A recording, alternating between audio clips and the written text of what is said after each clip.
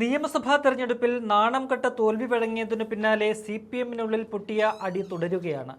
തുടർഭരണം സ്വപ്നം കണ്ടിരുന്ന പാർട്ടിക്കും നേതാക്കൾക്കും ചരിത്ര തോൽവിയാണ് ജനം വിധിച്ചത്.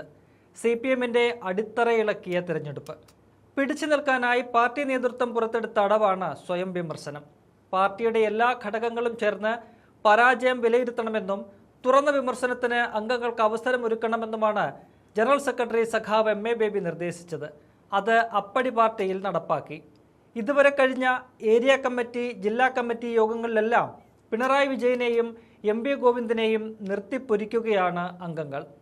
തോൽവിക്ക് കാരണം ഈ രണ്ട് നേതാക്കളാണെന്നാണ് ഉയരുന്ന വിമർശനം. ഇരട്ടച്ചങ്കൻ, ക്യാപ്റ്റൻ, കാരണഭൂതൻ എന്നൊക്കെ പറഞ്ഞ് പൊക്കിക്കൊണ്ട് നടന്ന അണികൾ തന്നെ ഇപ്പോൾ പിണറായിയെ എടുത്തിട്ട് അലക്കുകയാണ്. പിണറായിയെ പ്രതിപക്ഷ നേതാവാക്കിയതിലും അണികൾക്ക് കലിപ്പാണ്. ആ സ്ഥാനത്ത് നിന്ന് പിണറായി മാറണമെന്ന ആവശ്യമാണ് ഉയരുന്നത്. ഇനിയും നേതൃസ്ഥാനത്തിരുന്നാൽ പാർട്ടി ബാക്കിയുണ്ടാകില്ലെന്ന് ചുരുക്കം. ഒന്നിറങ്ങിപ്പോകൂ, പാർട്ടിയെ രക്ഷിക്കൂ എന്നാണ് എല്ലാവരും പറയുന്നത്. സെക്രട്ടറി MV ഗോവിന്ദനെയും പുറത്താക്കണമെന്നാണ് അഭിപ്രായം. ഇവർ രണ്ടും ചേർന്നാണ് പാർട്ടിയെ ജനങ്ങളിൽ നിന്ന് അകറ്റിയതെന്ന് നേതാക്കൾ കുറ്റപ്പെടുത്തുന്നു. പിണറായി എന്ന ഒറ്റ വ്യക്തിയിൽ കേന്ദ്രീകരിച്ച് തെരഞ്ഞെടുപ്പിന് നേരിട്ടതാണ് തിരിച്ചടിക്ക് കാരണമെന്നാണ് CPI വിമർശിക്കുന്നത്.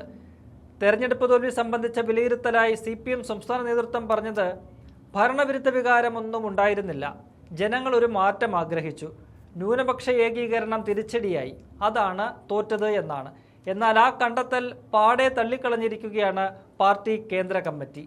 കേരളത്തിൽ നിന്നുള്ള വിലയിരുത്തൽ സത്യമല്ലെന്നും അങ്ങനെയായിരുന്നുവെങ്കിൽ ഇത്രയും വലിയ തോൽവി സംഭവിക്കില്ലായിരുന്നു എന്നുമാണ് സംസ്ഥാനത്തിന് പുറത്തുനിന്നുള്ള അംഗങ്ങൾ ഉൾപ്പെടെ അഭിപ്രായപ്പെട്ടത്.